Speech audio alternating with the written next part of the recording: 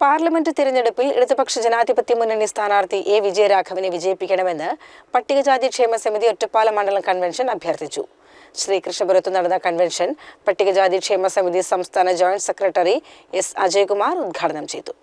സാമൂഹ്യനീതി നടപ്പാക്കി ജനക്ഷേമ വികസന നയങ്ങളുമായി മുന്നോട്ടു പോകുന്ന കേരളത്തിലെ സർക്കാർ നടപ്പിലാക്കുന്ന ഇടതുപക്ഷ ബദൽ നയങ്ങൾ രാജ്യമാകെ വ്യാപിപ്പിക്കേണ്ടതുണ്ട്. ഈ സാഹചര്യത്തിലാണ് ഇടതുപക്ഷ മതനിരപേക്ഷ സ്ഥാനാർത്ഥികളുടെ വിജയം ഉറപ്പാക്കുന്നതിനായി അഭ്യർത്ഥിക്കുന്നതെന്ന് ഉദ്ഘാടന പ്രസംഗത്തിൽ എസ് അജയ്കുമാർ അഭിപ്രായപ്പെട്ടു.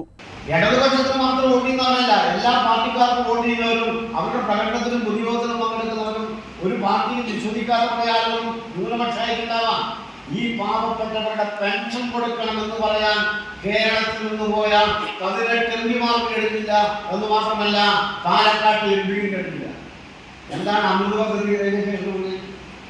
റെയിൽവേ സ്റ്റേഷന്റെ സ്ഥലം കൂടി മോഡിഫിക്കുക എന്നല്ല. അവിടെ പാർട്ടിയാണ്, വാഹനങ്ങൾ പാർട്ടിയാണ്. എന്നാൽ റെയിൽവേ സ്റ്റേഷൻ ഒറ്റപ്പാലം റെയിൽവേ സ്റ്റേഷനിൽ വണ്ടിയുടെ സ്റ്റോപ്പ് ഉണ്ടാവും. ഉള്ള സ്റ്റോപ്പ് എടുത്തു കളഞ്ഞു. ഞാൻ ഓർക്കാണ് 2007 സ്വർണ്ണം ഓർക്കാനില്ലാത്തത് അറിയില്ല. 2007 ഷൊർണൂരിൽ ആ റെയിൽവേ സ്റ്റേഷനിലേക്ക് വരേണ്ട 6 തീവണ്ടികൾ വഴിതിരിച്ചുവിടാൻ വേണ്ടി തീരുമാനിച്ചു. NVR ടാങ്കിൽ കൂട്ടാൻ വേണ്ടി തീരുമാനിച്ചു. അങ്ങനെ കൂട്ടിയാൽ അവിടെ തൊഴിലെടുക്കുന്ന പാവപ്പെട്ട നൂറുകണക്കിന് വരുന്ന തൊഴിലാളികൾക്ക് തൊഴിൽ നഷ്ടപ്പെടും.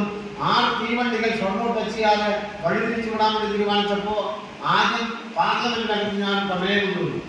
ജില്ലാ കമ്മിറ്റി അംഗം കെ ചന്ദ്രൻ അധ്യക്ഷനായി.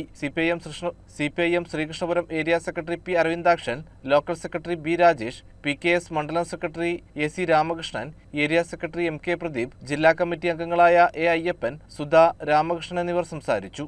CCN കടമ്പഴിപ്പുറം.